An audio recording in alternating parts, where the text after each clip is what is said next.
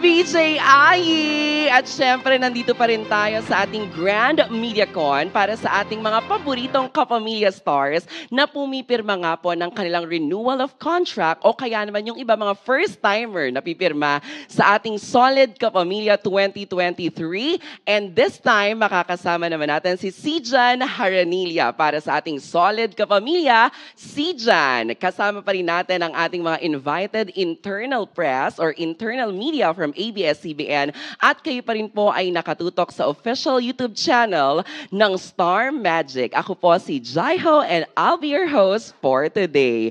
Heto na, i-welcome na natin. Of course, we have Sijan Haranilla. Hi, Sij! Fresh from pagkakaiyak. Oo, hello, magandang hapon. Ayan, halika, samahan mo muna kami dito. Welcome to your Grand MediaCon after your contract signing. Bago ang lahat, Sij, batiin mo lahat ng mga kapamilya viewers, ang mga nanonood sa YouTube channel ng Star Magic. Ayan, magandang araw po sa inyong lahat. Sa lahat po ng press people na kasama po namin ngayon dito at sa lahat ng nanonood online. Maraming salamat po sa pagsubaybay. Thank you.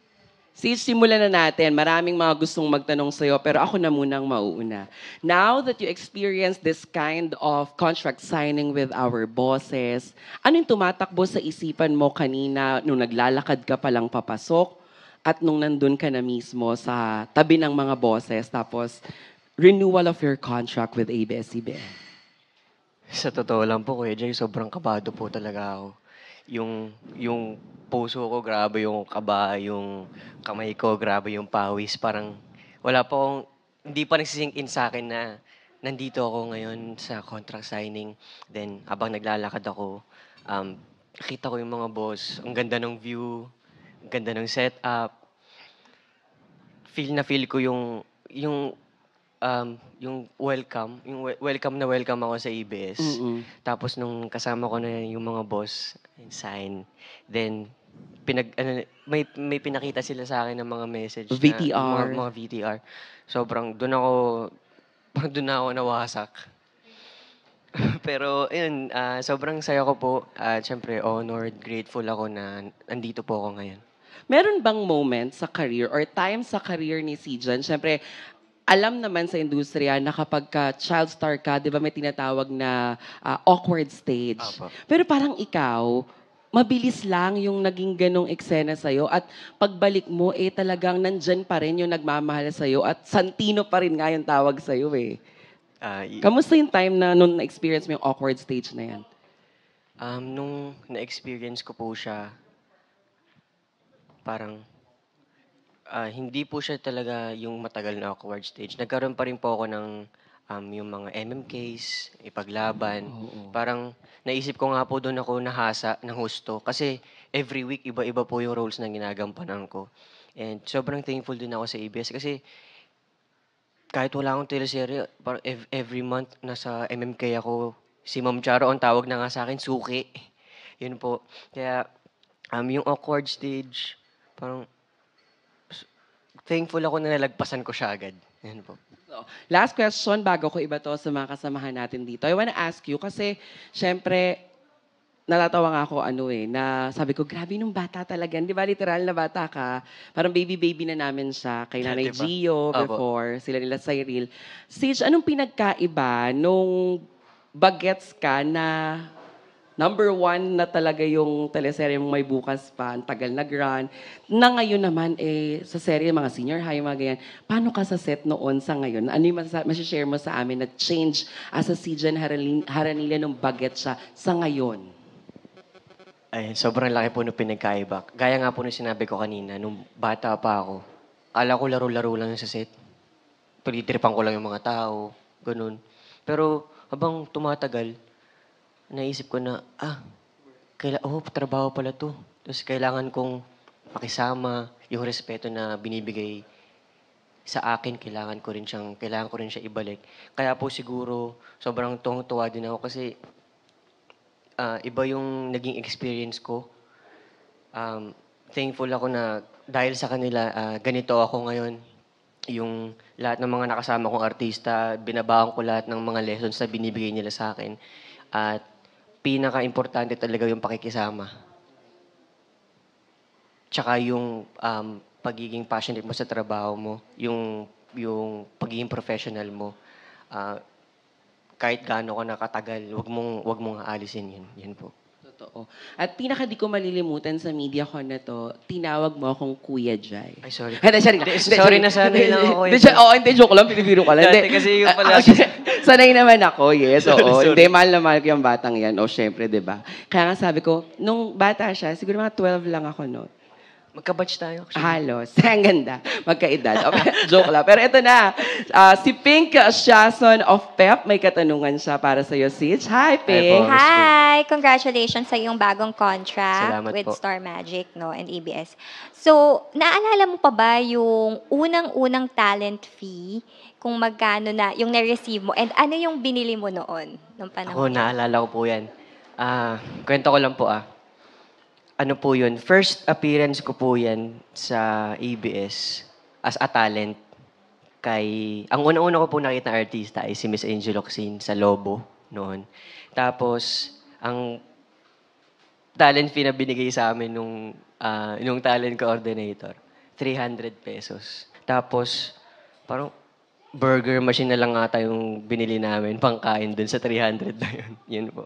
So, talagang nag-start ka ng very humble beginnings, no? Yes po. Afterwards, nung nagbida ka na, or yung mga, even yung mga ngayon mo siguro na pwedeng ma-share, ano na yung mga nabili mo for yourself or na-invest mo?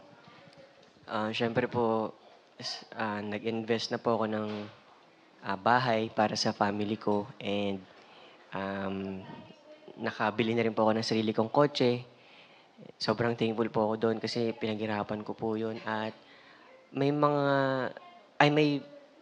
nabili rin po ako na lupa sa Mindoro, rice field naman po siya. And yun po, yung mga investments. So, looking back, no, parang talagang ang ganda nung nagawa ng career mo sa iyo. Siguro ano yung ma-share mo na lang na parang mula dun sa humble beginnings na yun, ganun na yung narating mo sa yung career na kapag-provide ka for your family. Siguro po, parang nung bata pa kasi ako, di ko naman talaga alam na trabaho yun. Nung habang lumalaki lang ako na naisip ko na trabaho pala talaga siya. Tapos, siguro ang mabibigay ko lang na advice ay wag yung mga kaedad ko na wag silang maiinip. Kasi kung para sa'yo talaga yan.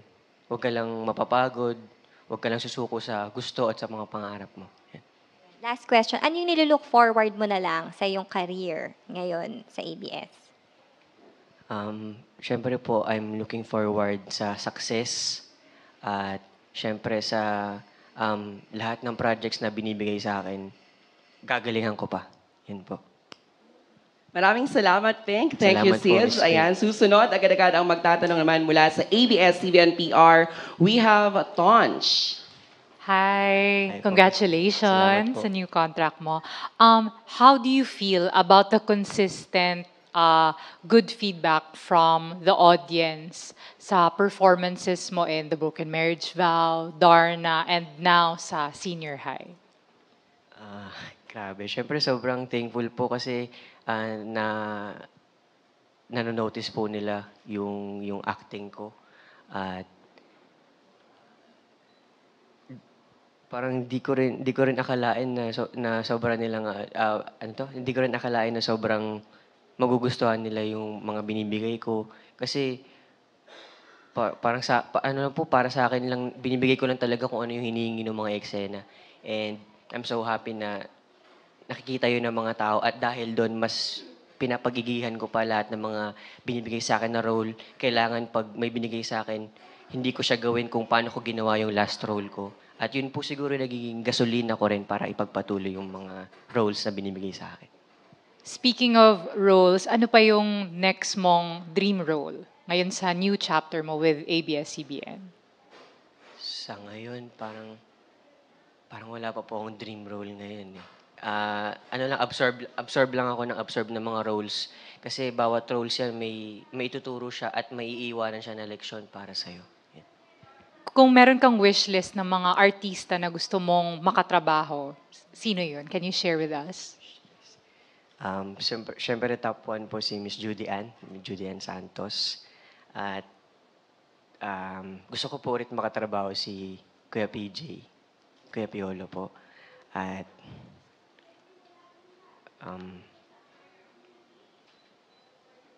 parang yun lang, Miss Judy Ann and Kuya PJ po. Thank you so much, Jaiho. Maraming Thank you po. salamat, Thank you, Zay. Tonj. Ayan, ang cute, no? Ngayon natin naririnig yung mga wish list, ganyan. Talagang Christmas is in the air. Yes. Sorry, dahil wish list. Chika. Ayan, syempre. Syempre kasi parang seryoso kayo, di ba? Kaya gusto ko naman May kumatawa. undas po, Kuya Jay. Ay, may undas, oh, undas kaya po. nga, naunahan tayo sa wish list. Wala naman kasing undas wish, di ba? Walang ganun Oo na. nga naman. Last question will come from Frances Hoson of Star Magic. Hello? Hi. Hello po. We love seeing you with Zyril and Blythe in one show, especially as child actors kayo before. Salamat po. How does that make you feel, especially yung humble beginnings nyo? Paano mo naalala yung beginnings mo as an actor, working with them? Siguro po simulan ko muna kay Sai. Kasi nagtatalent-talent pa lang po kami niya ni Sai.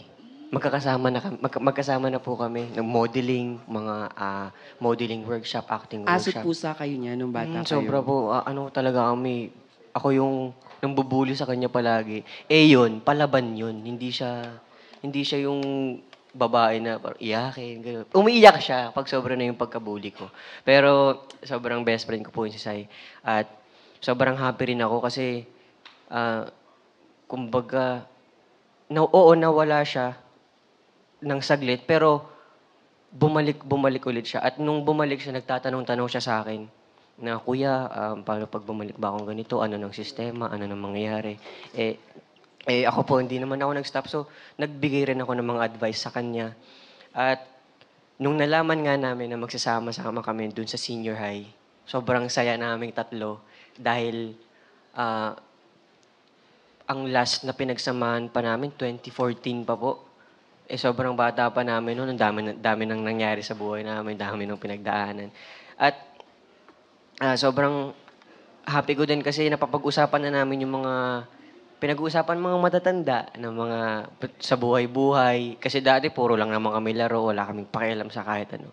Pero ngayon, sa family, napag-uusapan na namin yung sa senior high, yung mga social media issues, lahat yon, lahat ng topic na pag-uusapan namin. And natutuwa ako kasi kahit matagal kami pong di nagkita, yung samahan namin, parang nandun pa rin, hindi siya nawawala. Yun po. Thank you. Thank you po. Thank you, Frances. Sorry, di pa pala yun yung last question natin kasi meron pa tayo kay Camille. Miss Camille, hello. Hello. Hello po. Hi po. Hello. First of all, congrats Zayjan sa renewing ng contract mo. Salamat po. Ayun. So, my question is, since nag-start ka as child actor, and now you're here renewing your contract, what advice can you give sa mga aspiring actors like you? What advice? Siguro gaya nga nung sinabi ko kanina, kung para sa'yo talaga yan, huwag kang susuko. At laging merong inspirasyon dyan na darating. Kung down ka, malungkot ka, huwag kang mawala ng pag-asa dahil laging nandyan yung family mo para suportahan ka, yung friends mo, at syempre yung mga, kahit nasang ano ka man, trabaho, or kahit sa showbiz, lahat ng mga nasa paligid mo may magbibigay at magbibigay sa iyo ng inspirasyon. Yun po. Okay, thank you. Next is, Ayan, may okay. isa. May isa pa pong question about senior high. Can we expect any other surprise? Can we expect any surprises that we can look forward kay Tim, especially may bisexual tendencies yung character ni Tim? Parang hindi ko pa pwedeng sabihin. Sorry po. Pero darating tayo dyan. Abangan. Hindi po abangan eh. Huwag abangan. Charis. Magugulat kayo, promise. Kahit Ay. ako nagulat ako eh. So may Ayan po. shocking revelation. Yes po. Ayan. Last na, bago tayo matapos. Kasi di ba, Siege, ikaw, child superstar ka. Di ba? Grabe naman sa Totoo naman superstar, talaga, Kuya di ba? Sa may bukas pa. Tapos, parang lahat ng tao, kilalang kilala si Santino, kahit saan pumunta. na-share mo na ba sa lahat yung naging journey mo na bilang bata, parang hindi normal? Di ba pag nagmo-mall ka dati, nakamaskara ka? Opo, nakamaskara ako. Meron akong Iron Man mask dati, yung tabon buong mukha. Tapos, Tapos, ito may kukwento lang ako, mabilis lang. Nasa SM kami, department store. Tapos, tinanggal ko lang saglit yung mask ko. Then, may nakakilala sa akin. Hanggang sa dumugo na yung Kumuyog mga tao. na. Nandun na ako sa may cashier, doon sa may ilalim ng table nakatago. Then, sumaklolo na yung mga gwardya. Dinala na kami doon sa may parang Customer stock room nila. service, oo. Ganun na po yung yung nangyari. Then, nung nandun ako, sabi ko, normal ba to? Kasi bata ka yung pa ibang nun. bata, hindi ko naman nakikita na ganito. Then, ayun, na-realize ko, okay. Ano pala, si Santino ako, yun. Nakaka-inspire ako ng ibang tao. Meron pa nga dati, may nagpapagamot pa sa akin, ganun. Papagamot? Totoo po. Bulag O, totoo. pero kilala niya yung boses ko. Tapos nagpapagamot siya sa'yo. Opo, akay-akay siya ng apo niya. Tapos lumapit siya sa akin, sabi niya, Santino, tapos pagkatingin kong ganun, hinawakan niya yung kamay ng lolo niya, tapos pinahawak niya sa kamay ko. Sabi niya, Lo, si Santino po yan. Tapos sabi sa akin ng matanda, Santino, pagalingin mo ako. Very effective na artista, 'di ba? Pero ito, maganda to. Gusto lang marinig, syempre, from being a star magic artist, paano ka ginabayan ng star magic na, siya, hindi normal yung ganun na kilalang kilala ka sa superstar. Kasi syempre, di ba mahirap yun sa bata, tita? Oo. Sobra po yung... Ginaguide ka nila ng bongga. Grabe po yung pag-guide nila at pagprotekta po nila sa akin. In-explain nila sa'yo na ibang klaseng bata ka kasi nga nasa Parang prime time. Hindi, ganun. hindi naman po like explain na ganito yung estado mo. Pero yung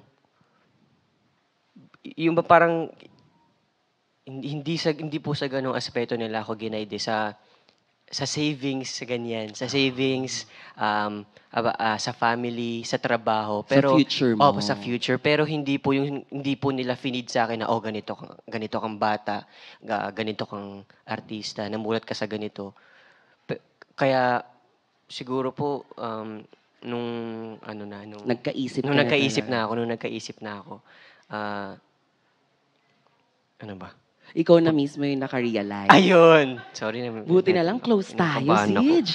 Buti na lang alam ko yung mga Kuya Jai, kasunod. tulungan mo ako, Kuya Jai. Nasagot ko na. Saka mo lang na-realize. Ako na lang kaya mag-interview sa'yo. Pwede. Sorry, Ayan. sorry. Pero yan, palakpakan po natin, of course, si Salamat Jan po. Haranilla, di ba? Bait na bata talaga yan. Sige, tayo at pwede na tayong mag-take ng picture kay Sijan. Solo photo po niya. At maraming salamat sa lahat ng mga tumutok. Sana po ay nag-enjoy kayo sa episode na ito ng ating Grand MediaCon ng Solid Kapamilya 2023 with Sijan Haranilla. Gamitin ang official hashtag Solid Kapamilya, Sijan, at syempre, abangan pa ang mga favorite Kapamilya stars na pipirma ng kanilang network contracts. We will be dropping more videos sa mga susunod na araw sa aming YouTube channel ng Star Magic kasama si Ai de la Cruz. Ako po si Jaiho for Solid Kapamilya 2023. Bye!